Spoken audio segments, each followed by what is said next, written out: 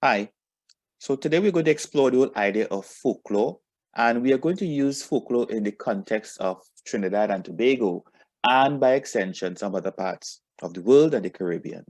All right, so the first thing we need to ask ourselves is what exactly is a folklore? And a folklore can be described as characters, and in most cases, we focus a lot on the characters. But we also explore folklore with regards to literature, the knowledge and practices that are passed through from generation to generation. Think about from when your parents or grandparents or guardians would share particular stories about different things that exist within your own society. And these now become the folklore. All right. And it is important that we have this information that can be transmitted from one person to another. And these values continue to exist from time to time as we tell these stories.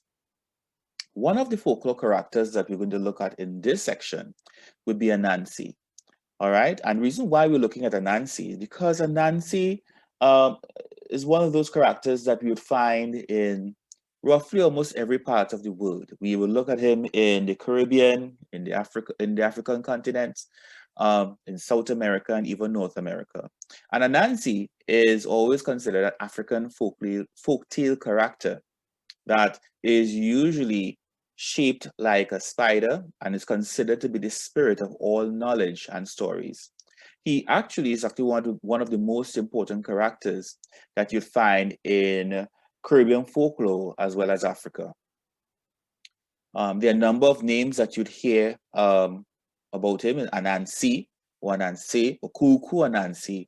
I even heard persons calling him Bear Anansi, meaning brother Anansi. And you'll find him in such areas like the southern state United States, where he has now evolved into Aunt Nancy. All right, but for the sake of this session, we are going to consider him male, and we're going to consider him as Anansi. Many people may have seen Anansi in different forms. We have seen him as a spider. Sometimes he appears to be half man, half spider. And in some instances, he may even appear as a man. Now, Anansi tales originated from the Ashanti people, and it is said that it came from Ghana, where the word Anans is Akan for the meaning of spider. All right, and as I said earlier, we can find him in multiple territories throughout the world, especially in the Caribbean territories and in Africa.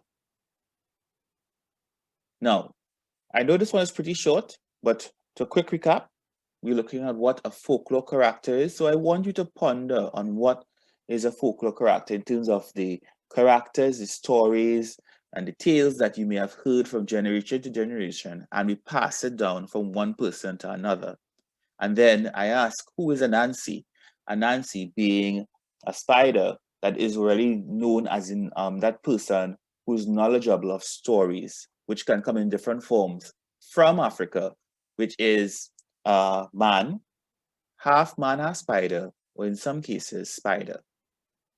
As we continue in terms of this idea of folklore characters, think about those folklore characters that you'd find in Trinidad and Tobago.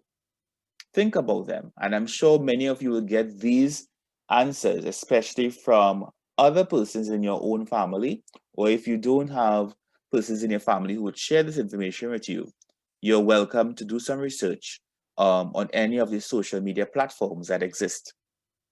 And apart from those in Trinidad and Tobago, think about others that you'd find in other parts of the world.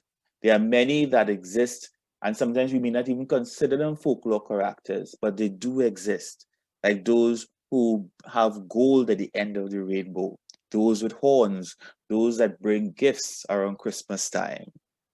All right? And as we continue in terms of the folklore characters of Trinidad and Tobago, think about the story of the silk cotton tree and its purpose and function in some of the stories that we hear.